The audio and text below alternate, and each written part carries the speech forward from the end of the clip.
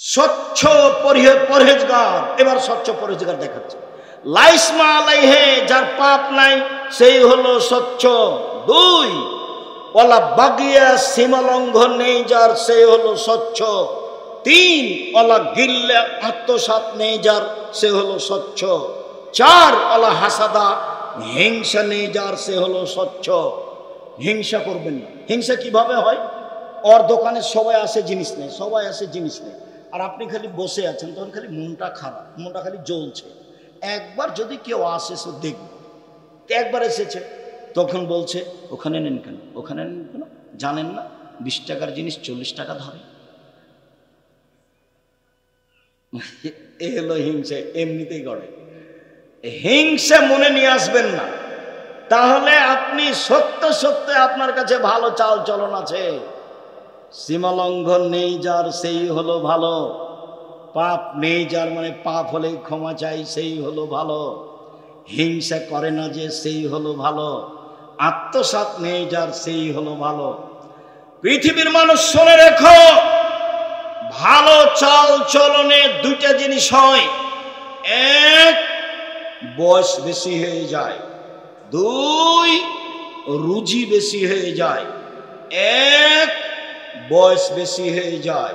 2, রুজি বেশি হয়ে যায়। আল্লাহ রাসূল বলছেন, মান আয়, যাকে ভালো লাগে, আই ইউবসাত লাহু ফি রিজকিহি, তার রুজি বেশি হয়ে যায়।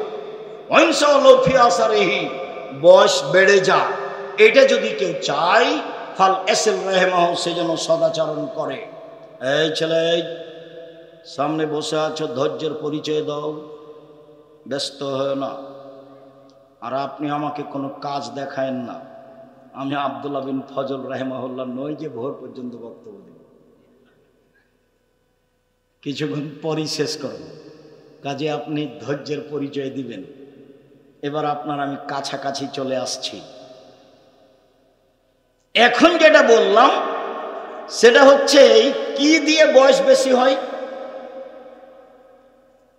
ভালো চাল চলন, সদাচরণ। কি দিয়ে রুজি বেশি হয়? এই ছেলে, মনে রেখো, তোমার বা তোমার বাপের ব্যবসায় যদি মায়ের খাই, তাহলে বুঝতে হবে তোমার বাপ তোমার ফুফুকে জমি দেন। বুঝতে হবে যে তোমার বাপ কারোর সাথে গন্ডগোল, কারো টাকা মেরে খেয়েছে, কোনো না কোনো সমস্যা আছে।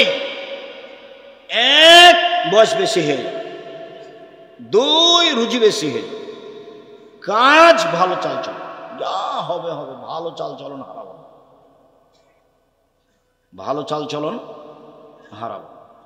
এই সদাচরণ হারাতে রাজি নই। যা হবে হবে, গালিমন্দ খেয়ে থাকতে রাজি।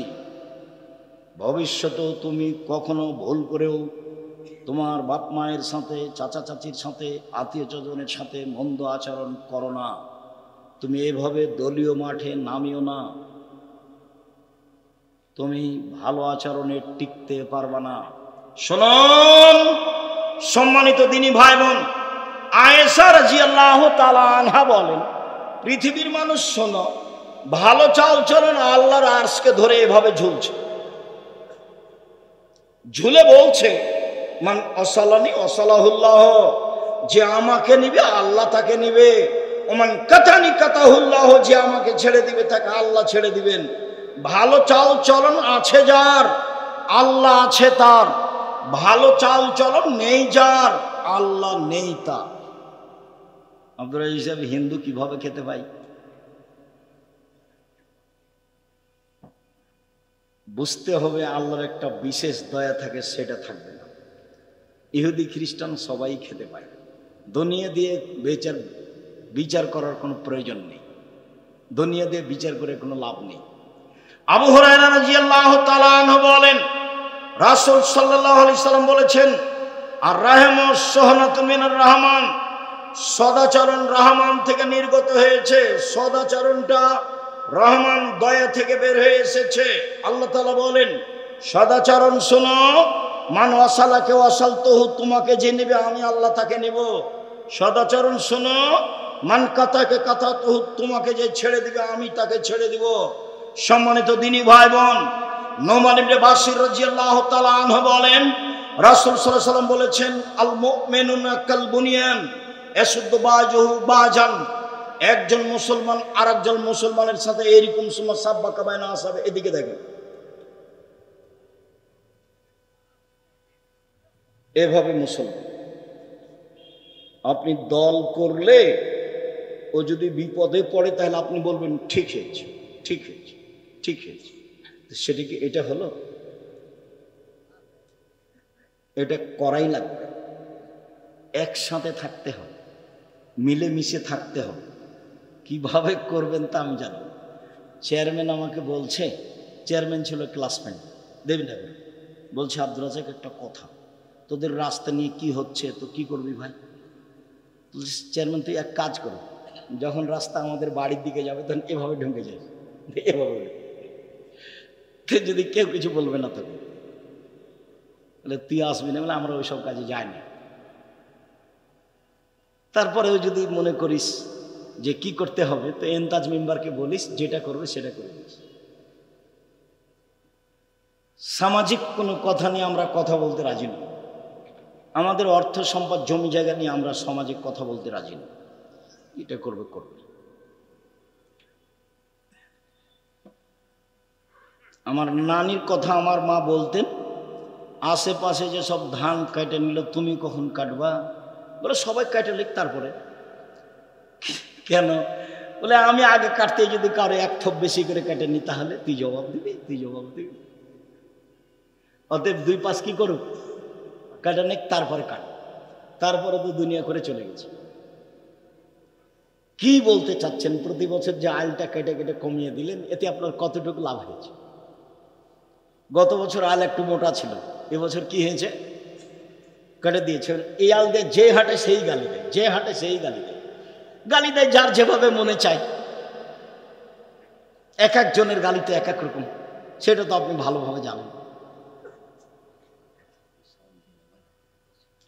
সম্মানিত দিনী ভাই বোন, বলছিলাম রাসূল সাল্লাল্লাহু আলাইহি সাল্লাম বললেন সারা পৃথিবীর মুসলমান এইভাবে থাকবে, কেউ কারো বিরুদ্ধে যেতে পাবে না। এবার তিনি বলছেন আল মুমিনুনা কারাজুলুন ওয়াহিদ, সারা পৃথিবীর মানুষ একজন মানুষ। ইনিস্তাকা আইনু ইস্তাকা কুল্লুহু, চোখ ব্যথা করলে সম্পূর্ণ শরীরে ব্যথা বোঝা যায়, তার মানে এক পুরো শরীর একটাই, সব মানুষ একটাই। মাথা ব্যথা করলে সম্পূর্ণ শরীরে বোঝা যায় ব্যথা, তার মানে প্রতিবেশী যদি বিপদে পড়ে তাহলে আমি সে বিপদ বুঝবো এবং তার সহযোগিতা করব, তার নাম একজন। রাতে গিয়ে বলবে কি খবর ভাইজান, কি হয়েছে? অ্যাম্বুলেন্স লাগবে, টাকা কর্জ লাগবে, কিছু কি চাচ্ছেন? যা প্রয়োজন তার জন্য প্রস্তুত থাকবেন, তার নাম সবাই মিলে হলো একজন। তা আপনি যদি এরকম ভাবে সমাজে বসবাস করেন, কেউ যদি বিপদে পড়ে তাহলে আপনি বলবেন যে ঠিক হয়েছে, তখন কি এটার নাম সদাচরণ? তখন কি এটা এরকম? তখন কি সারা পৃথিবীর মানুষ একজন? জি না, ভুল বুঝেন না। ভুল বুঝে সংসার করে একদিন করতে রাজি হবেন না, ঠিক নয়। চলেন এবার আপনার কাছে চলে আসলাম। মহান আল্লাহ বলেন ওয়াবুদুল্লাহ লা তুশরিকু বিহি শাইআ, পৃথিবীর মানুষ তোমরা আল্লাহর ইবাদত করো, তার সাথে বিন্দুমাত্র শরীক করো না। আল্লাহর সাথে সদাচরণ হলো শিরক না করা। শিরক করে যে সে আল্লাহর সাথে সদাচরণ ভালো করতে পারে না। যারা ঘুম থেকে উঠে ওমা তোমার আকাশ কালিমা বলে, তাদের সদাচরণ নেই, আল্লাহর সাথে তাদের সদাচরণ নেই। যত শিরক আছে তা দিয়ে আল্লাহর সাথে সদাচরণ কেটে গেছে। দুই, অবিল ওয়ালিদাইনি ইহসানা, পিতা মাতার সাথে সদাচরণ। ভবিষ্যতে কোনোদিন তুমি তোমার পিতার সামনে জোর করে কথা বলবো না, ভবিষ্যতে না, কোনোদিন নয়। ঘুম থেকে উঠে দেখবা মাটির উপরে মায়ের চেয়ে আর কেউ খারাপ মানুষ নেই, তারপরে তুমি মায়ের সাথে মন্দ আচরণ করতে পাবা না। তিন, অবেজিল কুরবা, নিজ ভাই হলো সদাচরণের তৃতীয় স্তর। নিজ ভাইয়ের সাথে সদাচরণ খুবই কঠিন। কতদিন আপনাকে আমি বলেছি, আমি নিজ চোখে দেখেছি ঢেঁকি কেটে ভাগ করে নিয়েছে। ঝগড়া লেগে কি করেছে? ঢেঁকি কেটে ভাগ করে নিয়েছে। আমি নিজ কানে শুনেছি, দাঁড়িয়ে আছি, এক ভাই আর এক ভাইকে বলছে এখানে তো থাকবো না রে, আমার ভাগ এমন লোকের কাছে বিক্রি করে যাব যে তোকে গুতাতে পারে। এক ভাই আর এক ভাইকে বলছে। বলেন এটা কোন সদাচরণ? প্রতিবেশীর সাথে অবেজিল কুরবা ওয়াল ইয়াতামা, এতিমের সাথে সদাচরণ। এতিমের সাথে সদাচরণ করলে নবীর সাথে জান্নাতে থাকতে পাওয়া যায়। অবেজিল কুরবা, নিকট, অবেজিল কুরবা ওয়াল ইয়াতামা ওয়াল মাসাকিন, ফকির মিসকিনের সাথে সদাচরণ। ফকির মিসকিনকে ধমক দিবেন না, ফকির মিসকিনকে রাস্তা থেকে জোর করে সরিয়ে দিবেন না। বাড়ি থেকে বের হওয়ার সময় খুচরা টাকা নিয়ে বের হবেন, জানে ফকির মিসকিনকে কিছু দেওয়া যায়। সব সময় বলবেন না মাফ করো মাফ করো।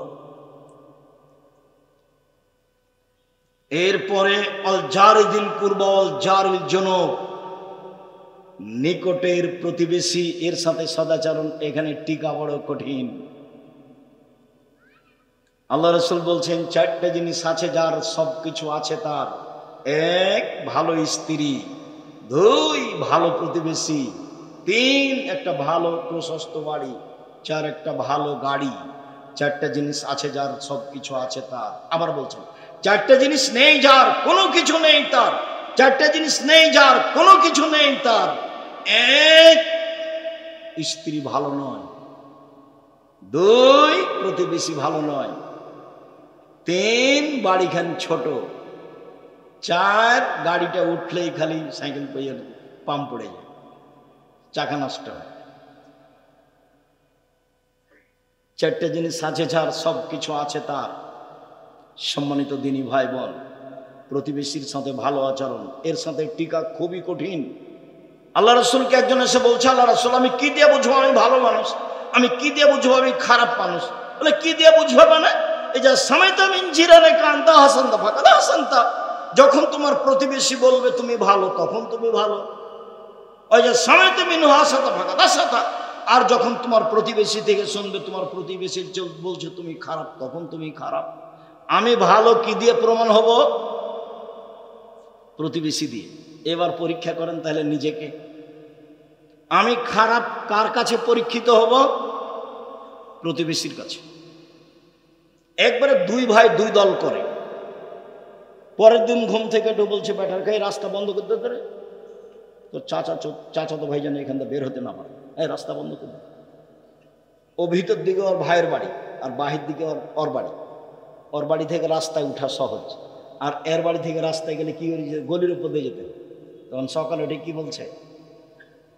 রাস্তা বন্ধ করে। জিন্দিগিতে মুখ খুলবেন না, ভাইয়ের বিরুদ্ধে জিন্দিগিতে মুখ খুলবেন না। গন্ডগোল বড় ভাইয়ের কারণে হয়েছে, ক্ষমা আপনাকে নিতে হবে, তার নাম সদাচরণ। আপনি ভুল বুঝেন না, আপনাকে বলছি। এই ছেলে শোনো, যার সাথে গন্ডগোল হয়েছে, যাকে ক্ষমতা দেখিয়েছ, অপমান করেছ, আগামীকাল সকাল হতে হতে তার কাছে ক্ষমা নিতে হবে, নিতেই হবে, নিতে তুমি বাধ্য। তাহাজ্জুদ দিয়ে তুমি জান্নাত কিনতে পারবে না, হজ দিয়ে তুমি জান্নাত কিনতে পারবে না। একজন সাহেব বলছেন, আল্লাহর নবী অমুক মহিলা বেশি বেশি সালাত আদায় করে, বেশি বেশি সিয়াম পালন করে, বেশি বেশি দান খায়রাত করে, তবে সে প্রতিবেশীকে কষ্ট দেয়। তখন আল্লাহ রাসূল বলছেন, হে ফিন্নার জাহান্নামে যাও। তাহাজ্জুদ পড়ে, দান করে, সালাত আদায় করে, কিন্তু মুখে কি করে? প্রতিবেশীকে কষ্ট দেয়, সে জাহান্নামে যাও। একজন দান করতে পারে কম, সালাত আদায় করে কম, আপনার সিয়াম পালন করে কম, কিন্তু প্রতিবেশীকে কষ্ট দেয় না। আল্লাহ রাসূল বলছেন যে হিয়া ফিল জান্নাহ, ও জান্নাতে যাবে। এবার চলেন আপনার স্ত্রীর সাথে আপনার সদাচরণ। রাসূল সাল্লাল্লাহু আলাইহি ওয়াসাল্লাম বলেন, আল্লাহর নবী বলছেন পৃথিবীর মানুষ, বিদায় হজের ভাষণে তিনি বললেন, পৃথিবীর মানুষ ফাত্তাকুল্লাহ ফিন নিসায়ে, মহিলাদের ব্যাপারে সাবধান থাকো। তোমরা তাদেরকে নিয়ে এসেছো ওয়াত্তাখাযতুমুহুন্না বিআমানিল্লাহ, ওদেরকে বাড়িতে নিয়ে এসেছো আল্লাহর নিরাপত্তায়, কোনো প্রকার সমস্যা হয় না যেন, তাকে হেফাজতে রাখতে হবে, থাকার জায়গা দিতে হবে, খাওয়ার ব্যবস্থা ভালো দিতে হবে, পানির ব্যবস্থা দিতে হবে, আল্লাহর নিরাপত্তায় নিয়ে এসেছো। আস্তাহলালতুম ফুরুজাহুন্না বিকালিমাতিল্লাহ, আর আল্লাহর কালেমা দিয়ে তার লজ্জা স্থান বৈধ করেছো। অতএব আল্লাহর আদেশ পালন করতে দুর্বলতা করো না। ওয়ালাহুন্না আলাইকুম কিসওয়াতুহুন্না রিজকুহুন্না বিল মারুফ, ভালোভাবে খেতে দিতে হবে, ভালোভাবে পড়তে দিতে হবে, তাহলে সে শান্তিতে বসবাস করবে। বিদায় হজের ভাষণে তিনি বললেন, সাহাবীগণ বলেন, আল্লাহর নবী, আমাদের স্ত্রীদের সাথে আমরা কি আচরণ করতে পারি? তাতে আল্লাহর নবী বললেন, মনে রেখো, এক, যে মানের খাও সে মানের খাওয়াবা, দুই, যে মানের পরো সে মানের পরাবা, তিন, কটু কথা বলো না, ওলা তুকাব্বে, ভুলেও কোনোদিন স্ত্রীকে গালি দিবেন না, ভুলেও কোনোদিন স্ত্রীর নিন্দা করবেন না, কালো হোক ঠোঁটমোটা হোক যেটাই হোক না কেন, প্রশংসা ছাড়া কোনো কথা তাকে বলবেন না। নিন্দা করলে সংসার ভালো হবে না, নিন্দা করলে গালি দিলে এক সময় তালাক হয়ে যাবে, শান্তিপূর্ণ তৃপ্তিপূর্ণ সংসার চলবে না। অতএব ভুলেও কখনো তাকে কটু কথা বলবেন না, মুখের উপরে কখনো মারবেন না। ওয়ালা তাতরুকা ইল্লা ফিল বাইতে, বাড়ি ছাড়া কোথাও থাকতে দিবেন না। শ্বশুর বাড়ি পাঠালে নিজে আপনি সাথে যাবেন, বিবাহের বাড়ি যেতে পাবে না।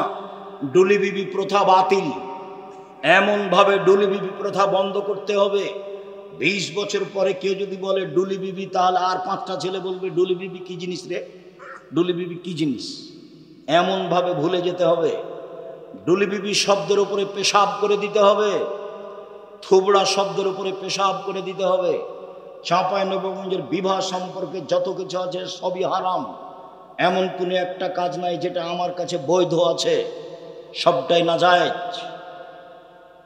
বিবাহ পড়ানো থেকে নিয়ে, এখন নতুন হতে পারে আলেম ওলামা এসেছেন সেটা ভিন্ন কথা, আমি 2 চোখে বিবাহের যত কাজ দেখেছি, মেয়ে দেখা থেকে নিয়ে বাস্তবায়ন করা পর্যন্ত, আমাটা ব্যবহার পর্যন্ত যা কিছু দেখেছি, একটাও জায়েজ নাই, সবই হারাম। শুনুন, স্ত্রীকে বাড়িতে রাখতে হবে, বাজার করবেন আপনি, নইলে আপনার ভাই, নইলে আপনার ভাতিজা, নইলে আপনার বোনের ছেলে ভাগ্নে। জাতি কি মেরে খেয়েছেন? কেন আপনার স্ত্রী বাজারে যাবে? ভ্যানিটি ব্যাগ হাতে করে বাজারে যায় কেন? গোদাগাড়ি যায় কেন? সুলতানগঞ্জে যায় কেন? ওর কি কাজ আছে ওখানে? ওর কি জমিদারি আছে? যেতে দেন কেন? আপনার লজ্জা হয় না কেন? আপনার শরম হয় না কেন? আপনার হায়া হয় না কেন? আপনি তাকে মূল্যায়ন করেন না কেন? কই আমরা তো যাই না, আমরা তো আছি বেঁচে, আমরা ওটা তো মুখেই নিতে পারি না। আপনার চলে কেমনে? এক, স্ত্রীর সাথে সদাচরণ, যে মানের খাচ্ছ সে মানের খাওয়াবা। 2, যে মানের পড়ছ সে মানের পড়বা। 3, কটু কথা বলো না। 4, মুখের উপরে মারো না। 5, নিজের বাড়ি ছাড়া কোথাও থাকতে দিও না, যেতে দিও না, জরুরি প্রয়োজন ছাড়া বাড়ি ত্যাগ করতে পাবে না। তাহলে আপনি স্ত্রীর সাথে সদাচরণ করলেন। আল্লাহ তাদের সাথে নরম ভাবে কথা বলতে বলছেন। আল্লাহ নবী বলছেন, ফাস্তাউসবিন নিসায়ে খায়রান, সব সময় স্ত্রীকে ভালো উপদেশ দাও, সব সময় স্ত্রীকে ভালো উপদেশ দাও, জোর করে কিছু করতে যায় না। ওকে বাঁকা হাড্ডি দিয়ে সৃষ্টি করা হয়েছে, জোর করে কিছু করতে গেলে ভেঙে যাবে। 1 মিনিট। আয়েশা রাদিয়াল্লাহু তাআলা আনহা বলেন, পৃথিবীর মানুষ তোমরা দেখো না আল্লাহ নবী স্ত্রীকে কিভাবে ভালোবাসতেন, আমাকে কিভাবে মূল্যায়ন করতেন। আমি কম বয়সের মহিলা, মসজিদে খেলোয়াড়েরা যোদ্ধারা যুদ্ধের ট্রেনিং দিচ্ছে, আমি তার পিছনে দাঁড়িয়ে কাঁধের উপরে মুখ দিয়ে দেখছি যোদ্ধারা কিভাবে খেলছে। আমি কম বয়সের মেয়ে, যতক্ষণ পর্যন্ত আমি দাঁড়িয়ে থাকলাম তিনি আমাকে একবার বললেন না, হয়েছে, দেখা হয়েছে, এখন যাও, দেখা হয়েছে। একবারও বলেন, যতক্ষণ পর্যন্ত আমি না বলেছি আর দেখবো না ততক্ষণ পর্যন্ত তিনি আমাকে কিছু বলেন না। বুঝাতে পারেনি কথা বলে। আবার বলি, বুখারী মুসলিমের হাদিস, যোদ্ধারা মসজিদে কি করছে? যুদ্ধের ট্রেনিং দিচ্ছে অস্ত্রপাতি নিয়ে। তো এইটা দেখছেন আয়েশা রাদিয়াল্লাহু তাআলা আনহা। কোন দিক থেকে? রাসূলের পিছন দিক থেকে, কাঁধের উপর দিয়ে দেখছে। যোদ্ধারা কিন্তু দেখতে পায় না যে আয়েশা দেখছেন, এই জন্য প্রজেক্টর জায়েজ। মহিলারা পুরুষকে দেখতে পারে। যারা বলেছে যে মহিলারা প্রজেক্টের মাধ্যমে বক্তাদের দেখতে পাবে না, তাদের ভুল হয়েছে। আল্লাহ নবী এখানে দাঁড়িয়ে আছেন, পিছন দিকে কে দাঁড়িয়ে আছেন? আয়েশা রাদিয়াল্লাহু তাআলা। তিনি কোথা দিয়ে, কোন জায়গা দিয়ে যোদ্ধাদের দেখছেন? কাঁধের উপর দিয়ে। তো বলছেন, আমি কম বয়সের মেয়ে, কম বয়সের মেয়ে খেলা দেখতে কত আগ্রহী হতে পারে। যতক্ষণ দাঁড়িয়ে থাকলাম ততক্ষণ তিনি থাকলেন, আমাকে বললেন না হয়েছে, দেখা হয়েছে। আর কতক্ষণ? আরে যাও তো, হয়েছে। একবার বলেন। আয়েশা রাদিয়াল্লাহু তাআলা আনহা বলেন, সফরে একদিন ছিলাম, তিনি বললেন, আয়েশা চলো যাই দৌড়ের পাল্লা। ঠিক আছে চলেন। দৌড়ের পাল্লায় আল্লাহ রাসূল পরাজয় হয়ে গেলেন, আমি জয়ী হয়ে গেলাম। আমি তো কম বয়সের মেয়ে, দৌড়াতে পারি। আর একদিন বলছেন, চলো যায় আয়েশা দৌড়ের পাল্লা। আচ্ছা ঠিক আছে চলেন। এবার আমার শরীর একটু ভারী হয়েছে, শরীর একটু বেশি হয়েছে। দৌড়ে তিনি জয়ী হয়ে গেলেন, আমি পরাজয় হলাম। তিনি বললেন, আয়েশা এইটা সেইটা, ওইটা এইটা। একদিন তুমি জয়ী, একদিন আমি জয়ী। স্ত্রীর সাথে সদাচরণ আপনাকে আমি কি দিয়ে বুঝাই? স্ত্রীর সাথে ভালো আচরণ, শান্তি পেতে চাইলে, তৃপ্তি পেতে চাইলে, স্ত্রীকে সত্যি সত্যি স্ত্রী মনে করলে, ও দিয়ে শান্তি পেতে চাইলে, ও দিয়ে তৃপ্তি পেতে চাইলে, ও দিয়ে সহজে বেশি কাজ নেবেন না। অপ্রয়োজনীয় কথা বলবেন না, গালি দিবেন না, নিন্দা করবেন না। আল্লাহ বলছেন, ওকে আমি সৃষ্টি করেছি তোমার শান্তি তৃপ্তির জন্য। তা আপনি যে ভাষায় গালি দেন, ভাষাটা আর আমি এখন বলতে পারি না, অমুকের বেটি অমুক, ছি ছি ছি ছি ছি, কেমনে বলে? আমি যখন বলছি তখন বলছে, আব্দুর রাজ্জাক সাহেব আপনি তো খালি ওদিক দিয়ে কথা বলেন, আমাদের তো কথা বলেন না। আমার স্বামীর মুখখান এত খারাপ, ওর মুখের দিকে তাকাতে আমার জি করে। ও গালি দেয়। আজকের পরে যদি স্ত্রীকে গালি দেন, তাহলে বক্তব্যের সঙ্গে মুনাফিকি করা। দেখেন, স্ত্রী খুব দামি জিনিস। আর দুনিয়া কুল্লুহা মাতা খায়রু মাতাই দুনিয়াল মারাতু সালেহা। সারা পৃথিবী সম্পদ, সবচেয়ে দামি সম্পদ হলো স্ত্রী। রাসূল সাল্লাল্লাহু আলাইহি ওয়াসাল্লাম বললেন, পৃথিবীর মানুষ শুনে রেখো, দামি সম্পদ যেগুলো মানুষ সঞ্চয় করে রাখে, এক লিসানুল যাকির, ওই জিহ্বা, যে জিহ্বা বলতে পারে সুবহানাল্লাহ, আলহামদুলিল্লাহ, আল্লাহু আকবার, আস্তাগফিরুল্লাহ, এই জিহ্বা সবচেয়ে দামি। শোনো, দুই কালবুল শাকির, যে অন্তর অল্পতেই খুশি। আল্লাহ যা দিয়েছ আলহামদুলিল্লাহ, আল্লাহ যা দিয়েছ আলহামদুলিল্লাহ। 11টার দিকে ছেলে সিম নিয়ে গেছে গোদাগাড়ির হাট, সকালে ছিল 20 টাকা কেজি, 11টার দিকে হয়ে গেছে 15 টাকা কেজি। তখন বাপে এমন ধমকাচ্ছে, তো ধম ভেঙে তোর মাথা ফাটে দেব, তোকে যে বললাম তাড়াতাড়ি। একবারও বলে না যে যাক দেওয়াটা যা হয়েছে আলহামদুলিল্লাহ, একবারও বলে না। মানে সন্তুষ্টি কি জিনিস বুঝে না, খালি খায় আর পায়খানা করে, হাগে আর দিন কাটায়। কি যে জীবন, কিভাবে যে ছেলে মেয়ে মানুষ করলেন আপনি বুঝতে পারলাম। আসলে কি ছেলে মেয়ে আপনার শত্রু, না ছেলে মেয়ে আপনার বন্ধু, নিজের জিনিস? ছেলে মেয়ে তো আপনার নিজের জিনিস, ওর সাথে এরকম করলেন কেন? আমি তো বলতে চাইছিলাম, কথা ছেড়ে এসেছি, যে বাপের জিম্মেদারি ছেলে মেয়ের উপরে, ভালো বিদ্যা শিখাবে, ভালো শিষ্টাচার শিখাবে। আর মায়ের জিম্মেদারি ছেলে মেয়ের উপরে, এক মা মেয়েকে বিদ্যা শিখাবে, দুই মা মেয়েকে শিষ্টাচার শিখাবে, তিন মা মেয়েকে যত্ন করে পরিপাটি করে রাখবে, চার মা মেয়ে ছেলে মেয়েকে পাহারা দিবে। মায়ের চারটে: এক, মা ছেলে মেয়েকে বিদ্যা শিখাবে। দুই, মা ছেলে মেয়েকে শিষ্টাচার শিখাবে। তিন, মা ছেলে মেয়েকে পরিপাটি করে সাজগোজ করে রাখবে। চার, মা ছেলে মেয়েকে পাহারা দিবে। আচ্ছা, বহুদিন বলেছি, আজকে বলি, তোমার বোনের নখটা বড় আছে, বলো তো তোমার মা পাহারাদার? এখন তোমার মাকে কি বলে ডাকবে তোমার বোন? খালা। মনে আছে, বক্তব্য মনে আছে। কেন নখ বড়? কেন নখ বড়? কেন ভুরু তুলে চিকন করা আছে? আল্লাহ রসুল বলছেন, অভিশাপ ওইসব মহিলার ওপরে যারা ভুরু তুলে চিকন করে। অভিশাপ ওইসব মহিলার উপরে যারা দাঁত ছিলে চিকন করে। অভিশাপ ওইসব মহিলার উপরে যারা পরচুলা ব্যবহার করে। অভিশাপ ওইসব মহিলার উপরে যারা হাতে গায়ে উল্কি দেয়। অভিশাপ ওইসব মহিলার উপরে যারা পুরুষের পোশাক পরে, জুতা স্যান্ডেল পরে। আল্লাহ রসুল বলছেন এইসব মহিলার উপরে অভিশাপ।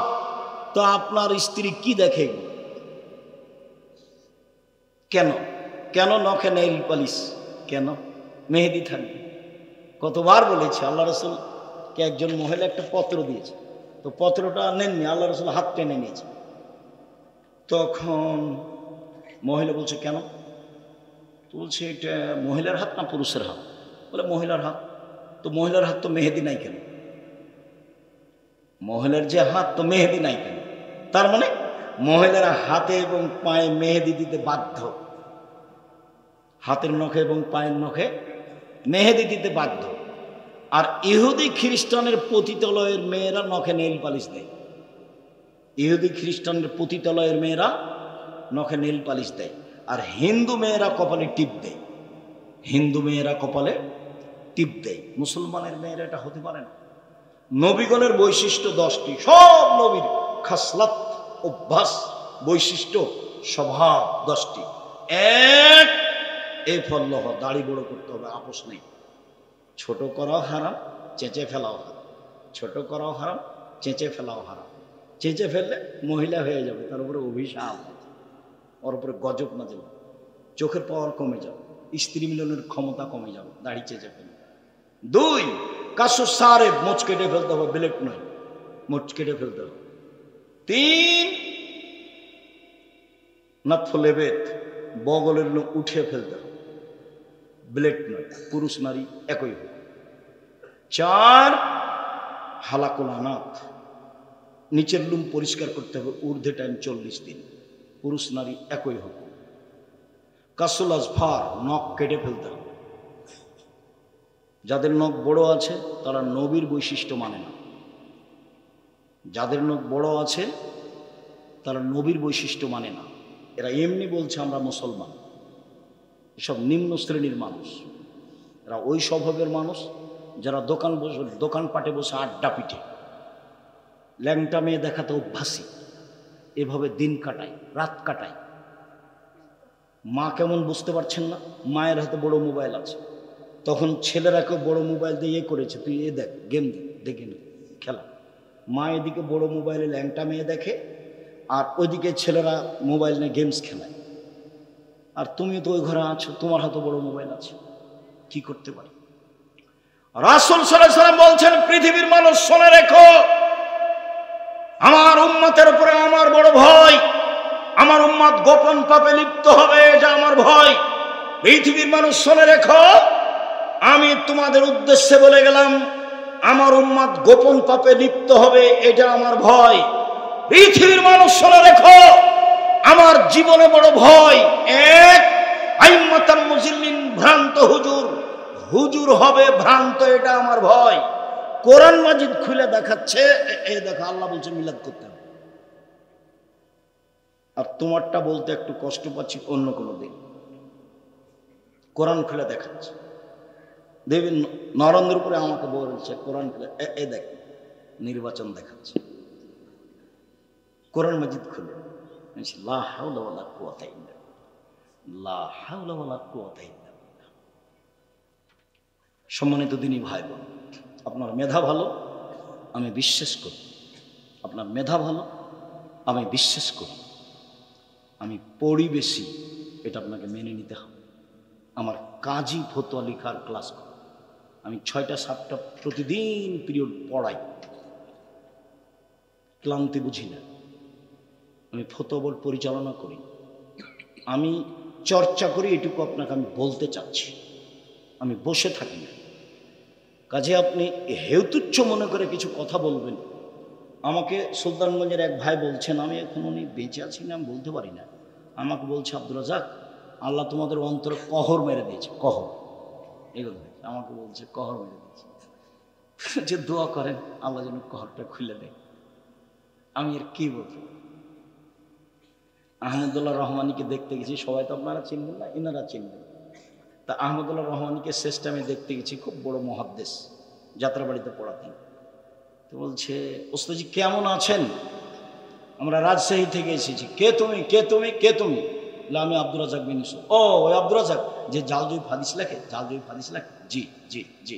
হাদিস আবার জাল জয়ীফ হয় নাকি? হাদিস আবার জাল জয়ীফ হয় নাকি?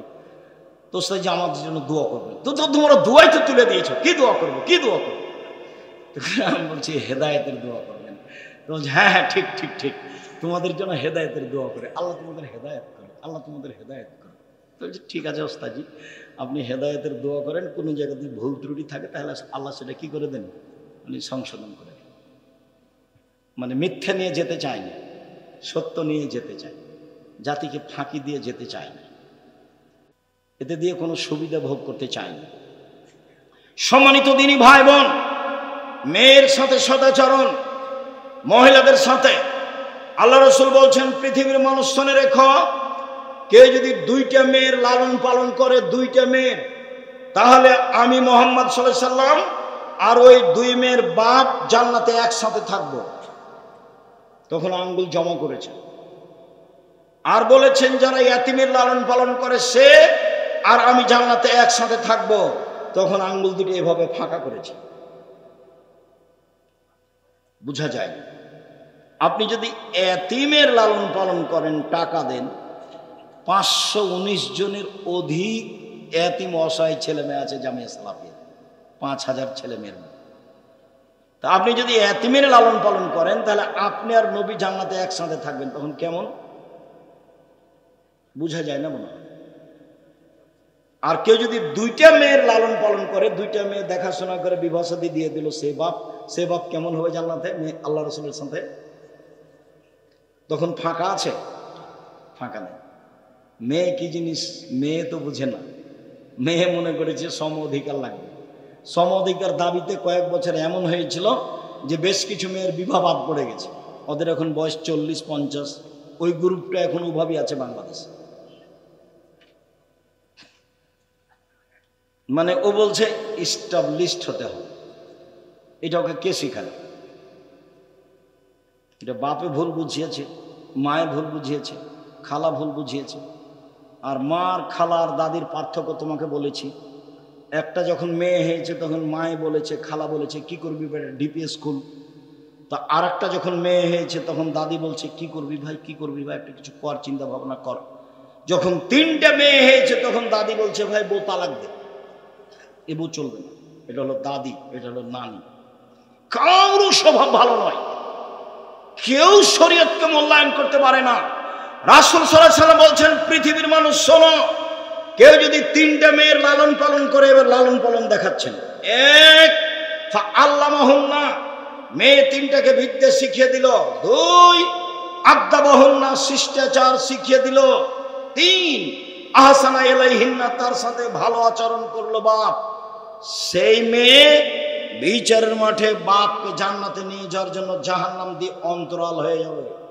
ওইদিকে থাকবে জাহান্নাম, এদিকে থাকবে পিতার, মধ্যে থাকবে মেয়েরা। আল্লাহকে বলবে আমার বাপকে আগে জান্নাতে দেন, তারপরে কোনো কথা। এত শক্তভাবে বেঁকে যাওয়ার কিয়ামতের মাঠে কোনো জিনিস নেই। এই মেয়ে 3টে যেভাবে জান্নাতে নিয়ে যাওয়ার জন্য, বাপকে জান্নাতে নিয়ে যাওয়ার জন্য বেঁকে বসবে, এত শক্ত মাধ্যম পৃথিবীতে কিয়ামতের মাঠে আর কোনো জিনিস হবে। মেয়ের লালন পালন বাপে তো বুঝতে চায় না। সম্মিলিত দিনী ভাই বোন, বলছিলাম রাসূল সাল্লাল্লাহু আলাইহি সাল্লাম বললেন, মেয়েদের জান্নাত সহজ। 1, 5 ওয়াক্ত সালাত। 2, রমজান মাসের রোজা সিয়াম। 3, স্বামীকে মেনে চলা। 4,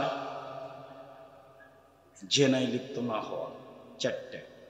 যদি কোনো সময় জেনা হয়ে যায়, এদিকে দিনই বোন শোনেন, যদি জেনা হয়ে যায় তাহলে আজ থেকে বন্ধ করে দেন, তওবা করেন, আজ থেকে বন্ধ করে দেন, পৃথিবীর যে কোনো বিপদ থেকে বেঁচে যাবেন। 1, আজ থেকে বন্ধ করে দেন, বিচারের মাঠে বিশেষ ছায়াতলে থাকতে পারবেন। 2, 3, অনাহ নাফসানিল হাওয়া ফাইনাল জান্নাত হিয়াল মাওয়া। কেউ যদি অশ্লীল কাজ থেকে নিজেকে ঠেকাতে পারে, আল্লাহ বলছেন আমি তাকে জান্নাতুল মাওয়া দিয়ে দিব। আপনি বন্ধ করেন, আপনার জন্য জান্নাতুল মাওয়া অপেক্ষা করছে। 1, 5 ওয়াক্ত সালাত। 2, রমজান মাসের সিয়াম রোজা। 3, স্বামীকে মেনে চলা। 4, জেনায় লিপ্ত না হওয়া, জান্নাতের সব দরজা খোলা। রাসূল সাল্লাল্লাহু আলাইহি ওয়াসাল্লাম বলছেন, পৃথিবীর মানুষ শোনো, খায়রুন নিসায়ে, সবচেয়ে ভালো মহিলা কে? 1, আল অদুদ, স্বামীর সাথে প্রেম বিনিময়ে ভালোবাসা প্রকাশ করে যে। 2, আল অদুদ, বেশি বেশি সন্তান দিতে পারে যে। 3, স্বামীকে বিপদাপদে সান্ত্বনা দিতে পারে যে। 4, অল মুআসিয়াত, সমব্যথী যে। 4টে গুণ আছে যার, সে হলো সবচেয়ে ভালো মহিলা।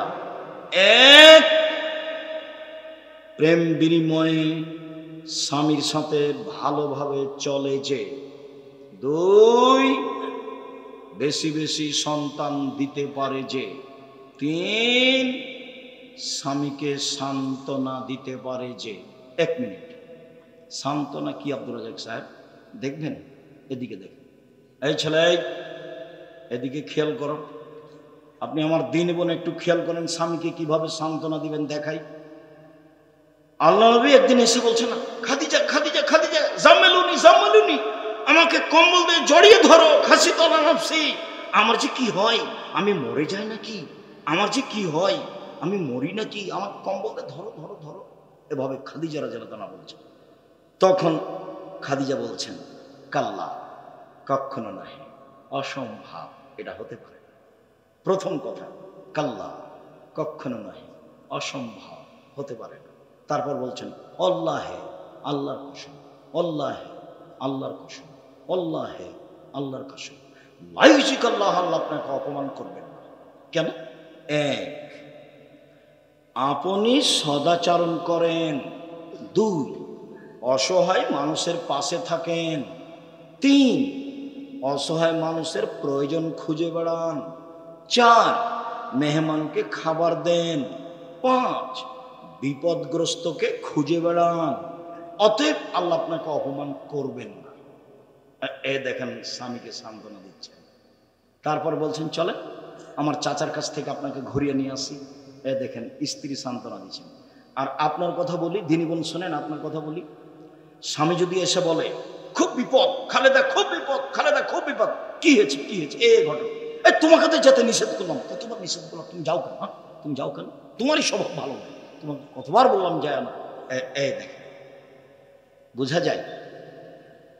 বোঝা গেল না মনে হয়? ওটা খাদিজা আর এটা আপনার স্ত্রী। কি বুঝে সান্ত্বনা? এ বলছে, তুই গেলি কেন? তোর তো স্বভাব খারাপ, তুই গেলি কেন? রাসূল সাল্লাল্লাহু আলাইহি ওয়াসাল্লাম বলছেন, আজকের আলোচনার শেষ হাদিস, এই ছেলে থামো। যাওয়ার সময় ছেলেরা গেটে থাকবে। এটা কওমি মাদ্রাসা, যেটা একমাত্র আল্লাহকে সন্তুষ্ট করার জন্য পড়ে ও পড়ায়, এখানে কোনো স্বার্থ নেই। দান এরকম জায়গাতেই করতে হবে। যাওয়ার সময় 10 টাকা থেকে 20 টাকা থেকে, সকাল থেকে কত হোটেলে কত কি করে খেলেন তার কোনো হিসাব নেই। তো যেহেতু এইটা একমাত্র আল্লাহকে সন্তুষ্ট করার পথ, কাজে এখানে দান করতে হবে। ছেলেরা ওখানে দাঁড়িয়ে আছে, মহিলাদের গেটে থাকবে, মেয়েরাও থাকতে পারে, ছেলেরাও থাকতে পারে। আপনি অবশ্যই খালি যাবেন না, আমার একটা কথা মনে রাখেন, পতিতালয়ের মহিলা যদি কুকুরকে পান করে জান্নাত পেতে পারে, কুকুরকে পান করে যদি জান্নাত পেতে পারে, এরকম কমে মাদ্রাসায় 10 টাকা দান করলে আপনি জান্নাত পাবেন ইনশাআল্লাহ। এটা আপনি দৃঢ়তা রাখেন।